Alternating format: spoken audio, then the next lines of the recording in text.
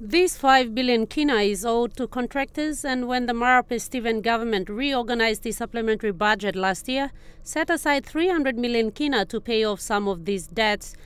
Minister Nali will confirm that we have over 5 billion kina worth of dinars. These are government contracts issued by previous government, of which I was a part of. But we had no guts or no commitment to settle these contracts that we issued ourselves. Marape revealed this while attending to questions raised by the Governor for Central, Robert Agarobe, who was concerned that many SMEs and local businesses would be forced to close if the government does not pay some of their outstanding payments for services rendered during APEC 2018. A lot of these businesses also took part in this APEC program and are yet to be paid.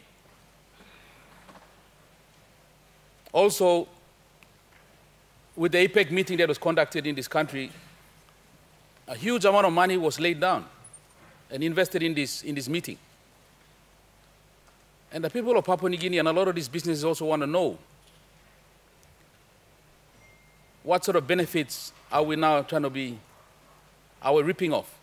Marape said money has also been budgeted in the 2020 budget to retire debts, and the Departments of Finance and Treasury will establish genuine contractors and pay.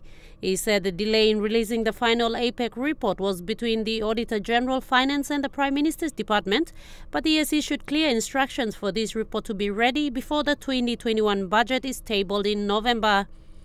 Prime Minister Marape said hosting APEC was a milestone achievement for the country and gave credit where it was due. Whilst we may not all agree on hosting it at a time when our economy was hard, but APEC and hosting is a milestone achievement by the previous government, and it's something that we must all commend. I think the work now remains is for all of us to work to link the connectivity that was made in the APEC occasion. He said it was now up to the government and future governments to make connections with the APEC economies by utilizing the relationships established during APEC 2018. Meantime, he said the delay in the release of the promised 200 million kina stimulus package for SMEs was because banks were drafting and setting the terms of lending, and this is almost done. He said they have chosen banks to handle this package for transparency purposes. Ruth Rungola, National EMTV News.